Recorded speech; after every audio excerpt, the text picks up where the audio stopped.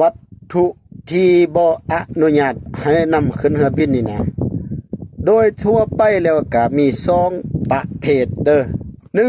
1วัตถุอันตรายเนาะอันที่2วัตถุต้องห้ามตัวต้องห้ามนี่เฮาสิเว้ามื้อนี้เด้อวัตถุต้องห้ามเด้อ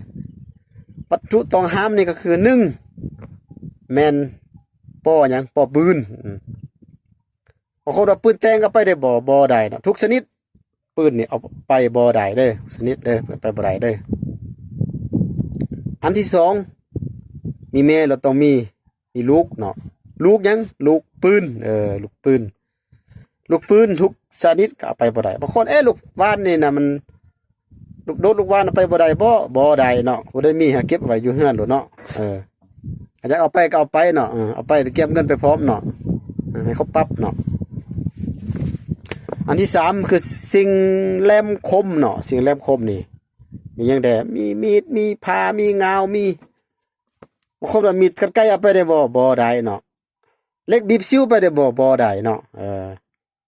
ออกเบิดเนาะอันที่3กับกับไฟนี่ใช้กับบินภายในเฮาเนาะเอาไปบ่ได้เนาะเอาลงออกหมดแต่ว่าใช้กับบินสากลเนาะเอาไปได้ย้อนเหตุผลสากลนี่เป็นหยังเนาะข้าพเจ้าสิบอกเนาะนี่สิบ่แตะต้องระเบียบเนาะเพราะว่าเพิ่นบินระยะไกลเนาะบางสายการบิน17-18ชั่วโมงบินเนาะเพราะว่าหินสายการบินนี่เวลาเขาจะตกอันบินตกนั่นเนาะตกอยู่เขตห่างไกลแล้วก็ตกอยู่เขตห่างไกลแล้วก็อยู่เขตอากาศหนาวเติมเนาะคันบ่มีกาไฟช่วยสู้ชีพนี่คนเฮาบ่รอดเนาะ2-3 เดือนเนาะเขาจะจึงสามารถออกมาพบกับคนภายนอกได้เนาะจึงสามารถช่วยชีวิตคนได้เนาะให้เป็นตกอันนี้คือเหตุผลเนาะอันนี้คือเหตุผลเด้อครับเหตุผลของข้าพเจ้าเข้าใจเด้อแต่เฮ็ดหลักการแท้ๆอันนี้ก็บ่แน่ใจว่าแม่นหยังเนาะอันที่4อันที่5เนาะวัตถุมีกินมีหยังแดเว้าซะเนาะของนั้นคนเนาะวัตถุมีกินนี่ก็1ประเภทมากมายก็มักถั่วเลียนมักมีเนาะมักแคนก็บ่ได้เด้อมักแคนเด้ออาหารก็ปลาแดกปลาเค็มแบบนี้เนาะบ่ให้เอาไปเนาะแล้วอันอื่นเด้ประเภทสารกัดกร่อนนี่เนาะประเภทน้ำกรดเนาะแฟบซักเครื่องเนาะแป้งเนาะประเภทแป้งเนาะแป้งทุกชนิดนั่นก็บ่ให้เอาไปเนาะแป้งทาหอมๆนี่ก็เอาไปบ่ได้เนาะบางชนิดก็เอาไปได้แต่ว่าเพิ่นให้เอารถเอาไปรถหรือว่าไปผ่านคาร์โก้เนาะปืนคือกันเนาะปืนก็ได้คันมีเอกสารครบถ้วนเนาะแต่ว่าได้ไปผ่านให้เจ้าหน้าที่เขาจะเบิกเฉพาะเนาะได้เนาะ